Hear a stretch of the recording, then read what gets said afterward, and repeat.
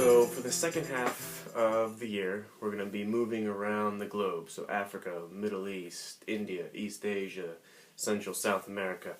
We're going to be kind of assessing, problem solving different events in those areas. So first we'll have to study the area a little bit and learn a little bit about it. And then we'll pinpoint some problems and then we'll try to solve those.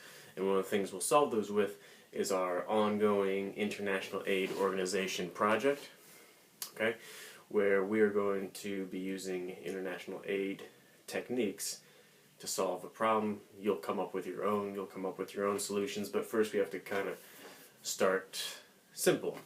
And we'll start our second semester with Africa. So this is a place that's very misunderstood. We don't know that much about it. Many of us consider Africa itself just being a country. In essence, it's a huge continent, very diverse. You have the Sahara Desert up in the north. Farther north, you have the Mediterranean, very kind of vibrant, lush Mediterranean coastline. A little bit to the south of the Sahara, you begin to move into the tropical rainforest. To the east, all the way in the east, you get the Horn of Africa off the coast of Somalia, where you have the Indian Ocean.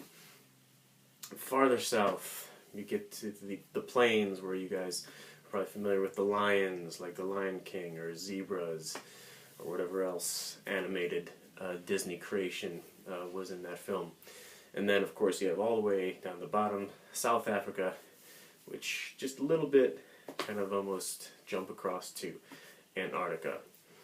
And yeah, so it's really huge. So in the western part, where you have like Freetown, Sierra Leone, it's 3,500 miles just to the tip to South Africa, not even to the tip to Johannesburg, South Africa. So that's a continent. You're going from the middle of the continent almost to the south, 3,500 miles. It's closer if you go from Freetown, Sierra Leone to Spain, up into Europe. So if we're talking about, let's say, the spread of Ebola, everybody was worried, don't go to Africa. Well, actually, parts of Africa are farther away from where the Ebola virus was going crazy than Europe, even. So yeah, this is a very diverse. If you are watching this, you're getting a secret assignment that is due tomorrow. Don't tell anybody else, but you'll get points for it if you do it. Your task is to find out where the original set for the Star Wars movie, 1977, the original set for the Star Wars movie was in Africa.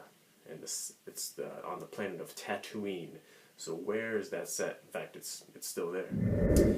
Okay, so like I said, this is a very diverse continent.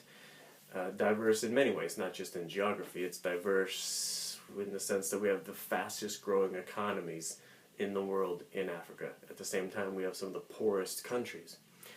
We have some of these establishing democracies, and actually long-standing democracies. At the same time, we have these very unstable countries that have fallen into turmoil, revolution even.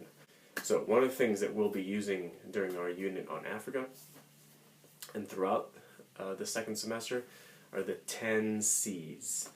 This is what we'll use to analyze these regions that we go, find out problems, come up with solutions, and so by the end of this semester you'll be pretty good at identifying a problem and finding an appropriate, specific, active solution for that problem.